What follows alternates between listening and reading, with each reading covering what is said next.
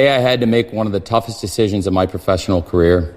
Today I terminated Phillip Brooks, CM Punk, for cause. This stems from a backstage incident at AEW All In last Sunday.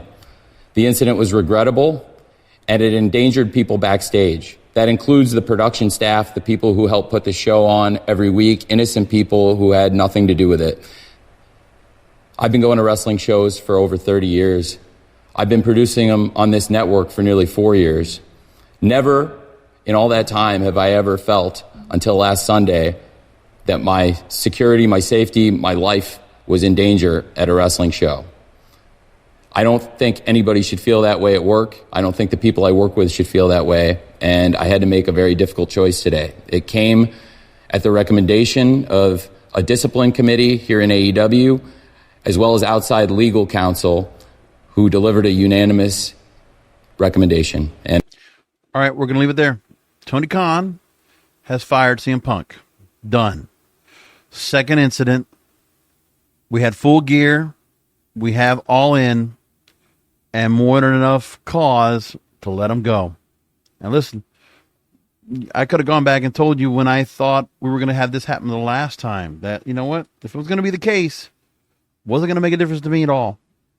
I lose no sleep over the fact that CM Punk was able to make it here, and, you know, he was around for a long time.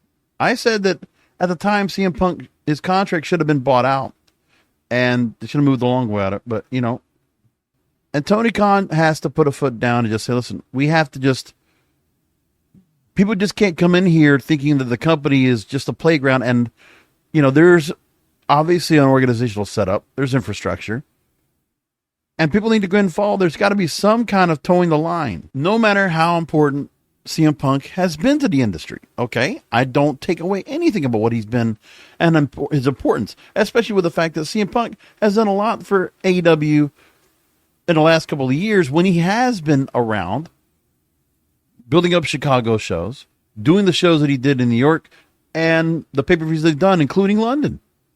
No doubt about that.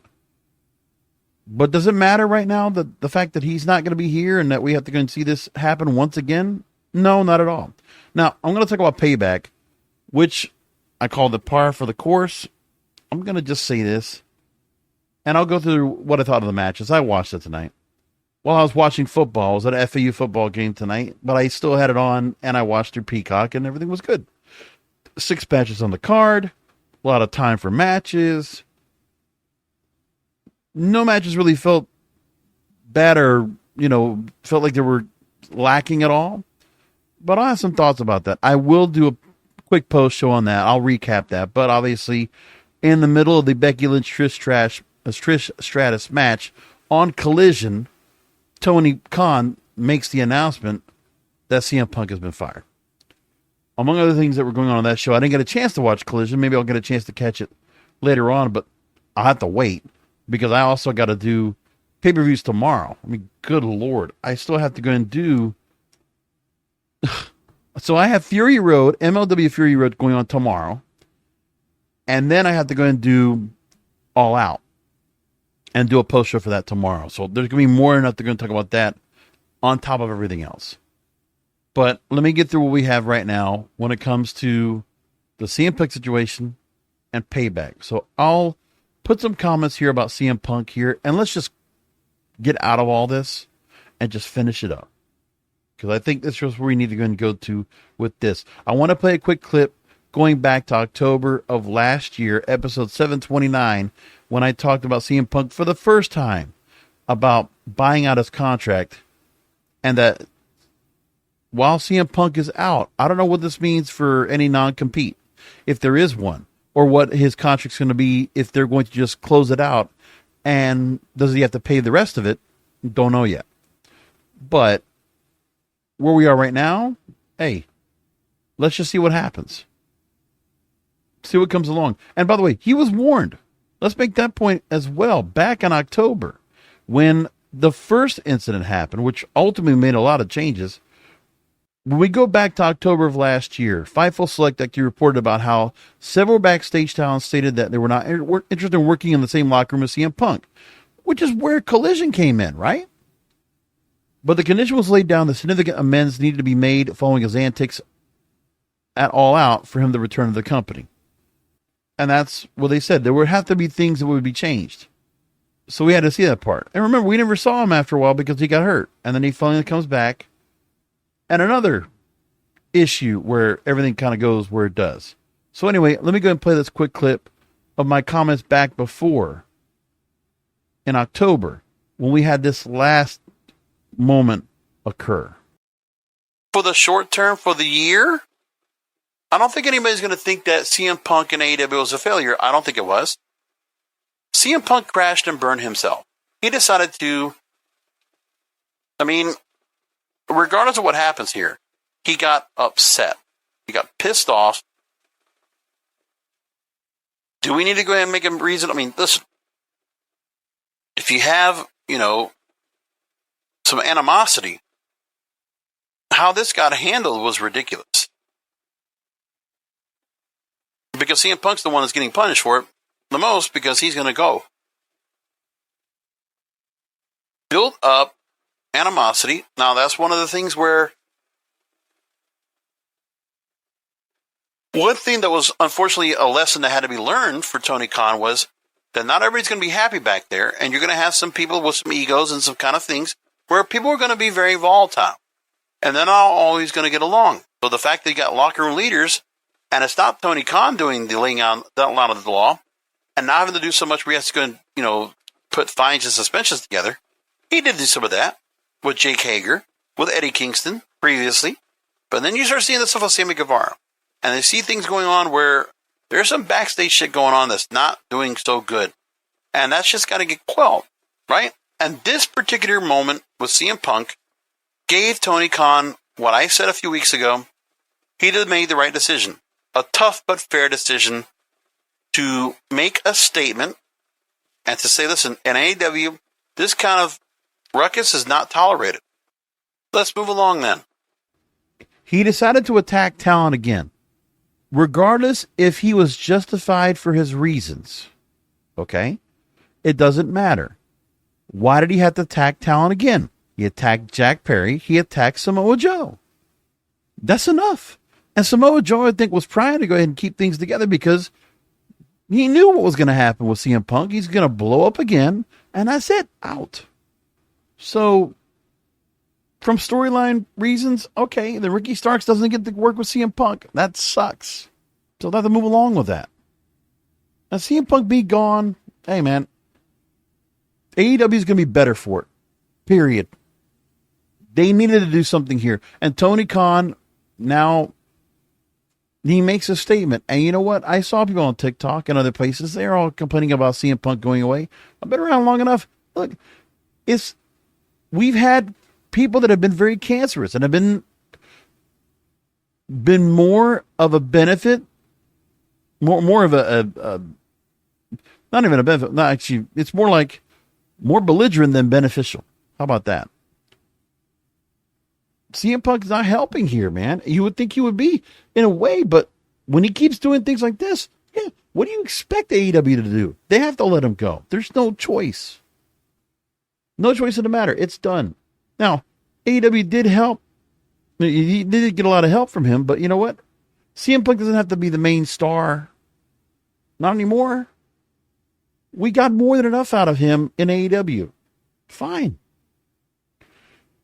There wasn't much more you can get out of CM Punk in this run anyway. There wasn't much more. So I'm fine with this.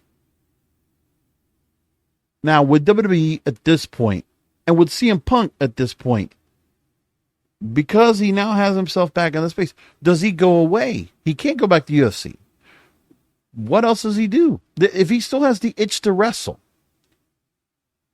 where would he go? WWE is not in the cards for him. I don't see him going to Impact Wrestling because, see, now we already got the enjoyment of having him back. The comeback happened. Okay? The comeback happened. It's over. CM Punk does not go up from here. CM Punk is looked at as a cancerous tumor in any locker room. So he has to go down a notch. Now, where does he go? This is where I think he goes to the independents. If he wants to keep wrestling, then he can go to, if Scott D'Amore wants to go talk to him, if Billy Corgan wants to talk to him, if Court Bauer wants to talk to him, they can. If GCW wants to talk to him, go right ahead, Brett Lauderdale. Hey, that's where I think the only way they go in his wrestling career, I think that's the only way he can go is back down a tier. He has to go down a peg now. Now, don't get me wrong. Could he try to go ahead and placate and see if Triple H they would even have conversations? Maybe. Would CM Punk benefit being in WWE now? Nah. I mean, you could say yes, yeah. Because at the moment, without the bloodline, you see what Payback looked like. It was just very much a long standard Raw or SmackDown. Except for Judgment Day. To be honest here. Except for Judgment Day. Or Cody Rhodes. Because when you build something as big as Roman Reigns and you have nothing else to replace it, yeah, that's tough.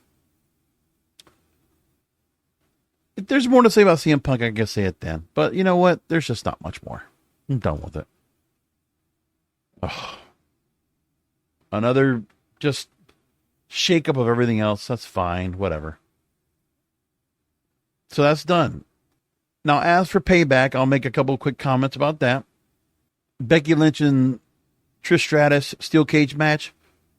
Ask me if I care about Zoe Stark being in the match, being involved, interfering, and leading to Trish losing the match to Becky.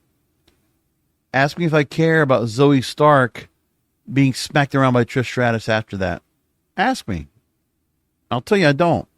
I don't get the deal where Zoe Stark is the one that gets this spot with Trish Stratus. I don't see it. I know they need the spot for her because they're trying to get her, get her some heat and try to get her, up a peg. It's not working for me. Nothing against Zoe Stark being a good wrestler, but the character, no. Flat. Trish Stratus was able to sustain 30 minutes on a steel cage match. That was surprising. She looked good out there. I mean, that's the one thing I could tell you is that she can go out there and still work full time if she wanted to. That's what it looks like to me. Cuts good promos, can still work. Yeah.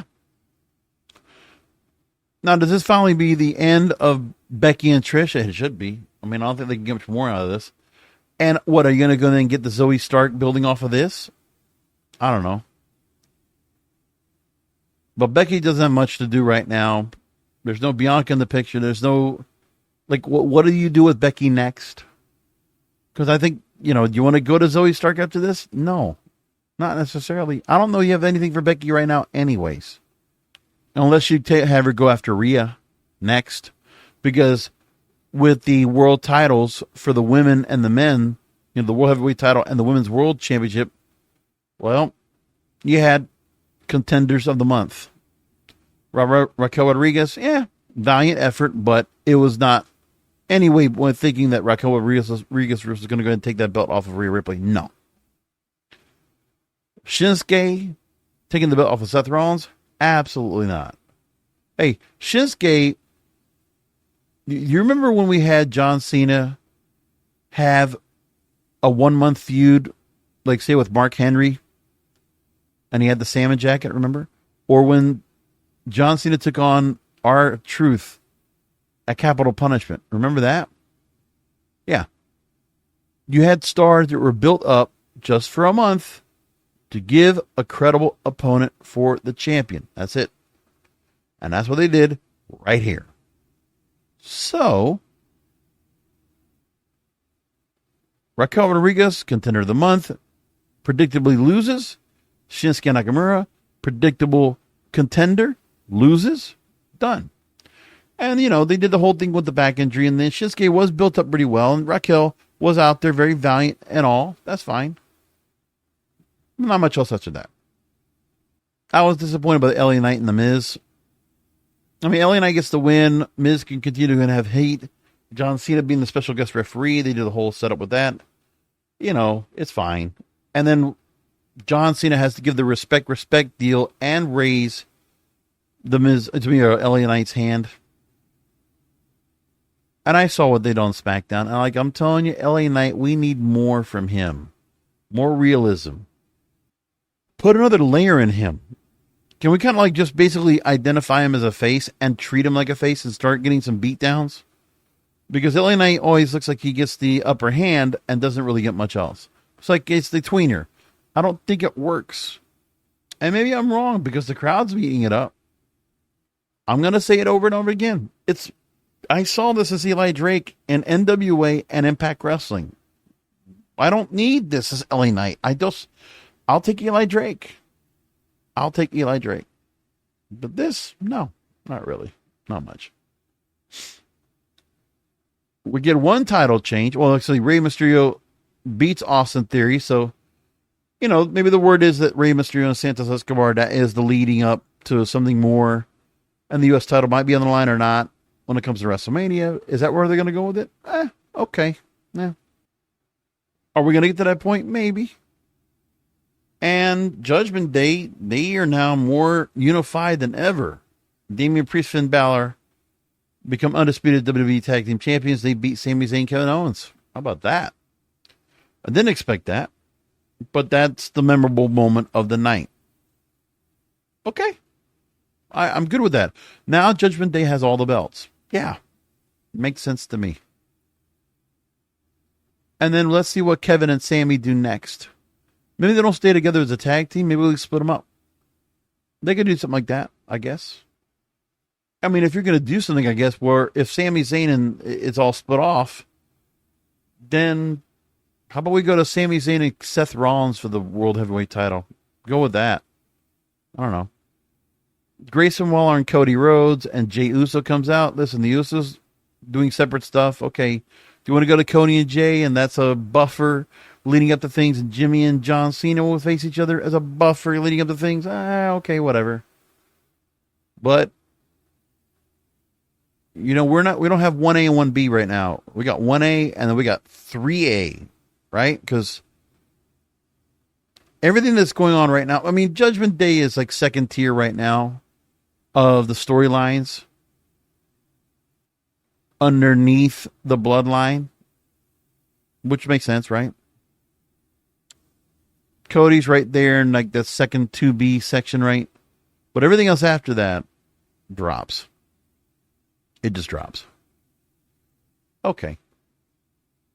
We got a lot more to talk about tomorrow. We'll go and do a recap of AEW All Out. I will hopefully get a chance to catch MLW's Fury Road. And we'll talk about both next tomorrow. Come back for another Wrestling Observer podcast. Enjoy All Out. Enjoy Fury Road. Because wrestling needs us.